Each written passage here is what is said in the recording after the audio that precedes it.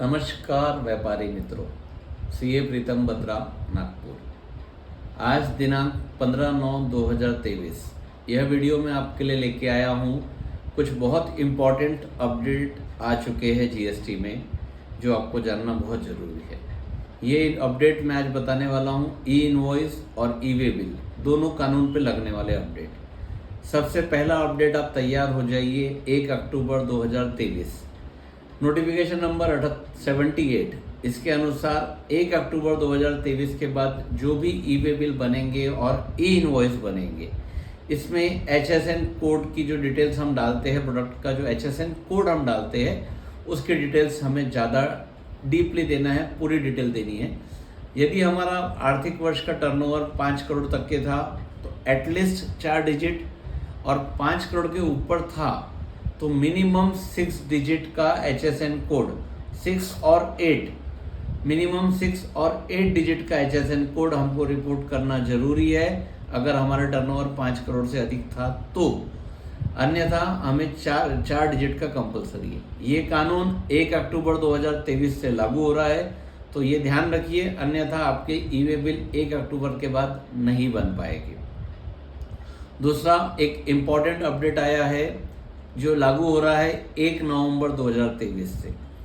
ये थोड़ा सा ड्रैकोनियन है, थोड़ा सा हार्ड प्रोविज़न है, लेकिन समझना बहुत ज़रूरी है। क्या है? इसमें 2 बदलाव है। पहला बदलाव है 2 फैक्टर ऑथेंटिकेशन।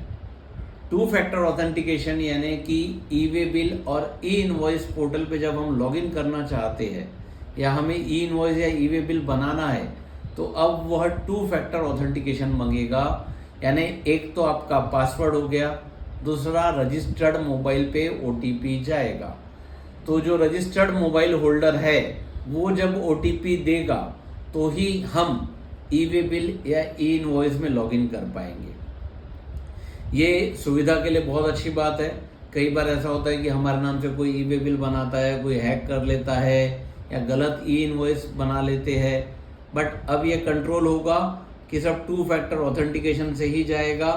तो जब 2 बार ऑथेंटिकेशन होगा, एक बार आपका पासवर्ड और एक बार आपका OTP, तो ही आप ई वे बिल ई इनवॉइस में लॉगिन कर सकेंगे और कुछ बना सकेंगे, कुछ काम कर सकेंगे।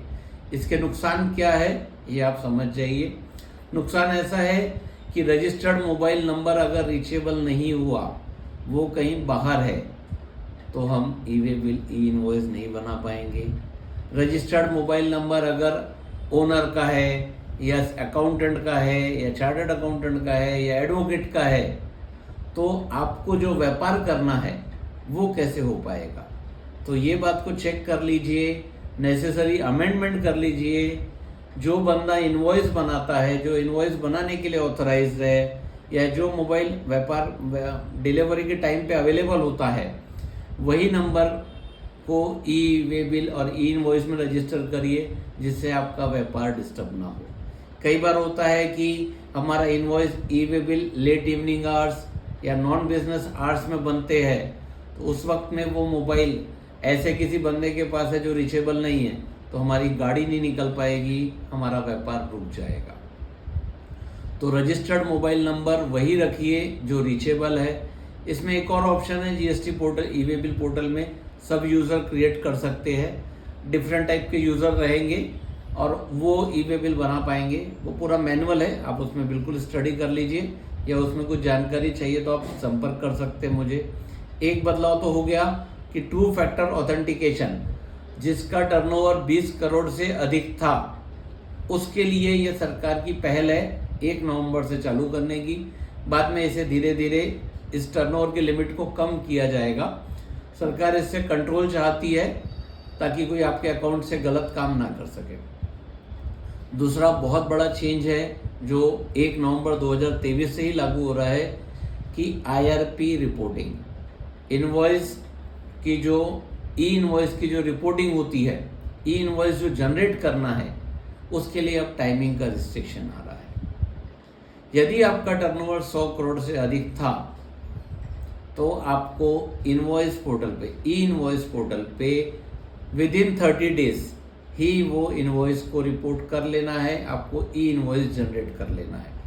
यदि आप ई इनवॉइस जनरेट नहीं कर पाते हैं विदिन 30 डेज। आपका टर्नओवर 100 करोड़ से अधिक था और आप ये इनवॉइस विदिन 30 डेज नहीं जनरेट कर पाते हैं तो पहला नुकसान, आपको पेनल्टी के प्रोविजंस लगेंगे, आपका गुड्स भी सीज हो सकता है, और तीसरा सबसे बड़ा नुकसान कि आपकी पार्टी को इनपुट टैक्स क्रेडिट नहीं मिलेगा। भले आप GSTR 1 में डाल भी देते हैं, आप टैक्स का भुगतान भी कर देते हैं, बट आपके रेसिपिएंट के पास वैलिड इनवॉइस नहीं होने की वजह से उसे इनपुट टैक्स क्रेडिट नहीं मिलेगा। सरकार इन सारे माध्यम से, चाहे हम HSN कोड की जो लिमिट्स रिपोर्टिंग के लिए बढ़ रही है 1 अक्टूबर से, चाहे 2 फैक्टर ऑथेंटिकेशन जो कि 20 करोड़ के ऊपर वालों पे लागू होने वाला है 1 नवंबर से, या IRP रिपोर्टिंग का रिस्ट्रिक्शन 100 करोड़ के ऊपर वालों पे 1 नवंबर से जो लागू होने वाला है, इससे सरकार हमें एक संयमित और डिसिप्लिन विक्रेता बनाना चाहती है, व्यापारी बनाना चाहती है। उद्देश्य बहुत सिंपल है, सजग रहिए, नियम में रहिए। ये सारी जानकारी आपकी सुविधा एवं सावधानी के लिए दी गई है। अन्य किसी जानकारी के लिए मुझे संपर्क करें या GST में रीड कर लेंगे। धन्यवाद। CA प्रीतम बत्रा, नागपुर।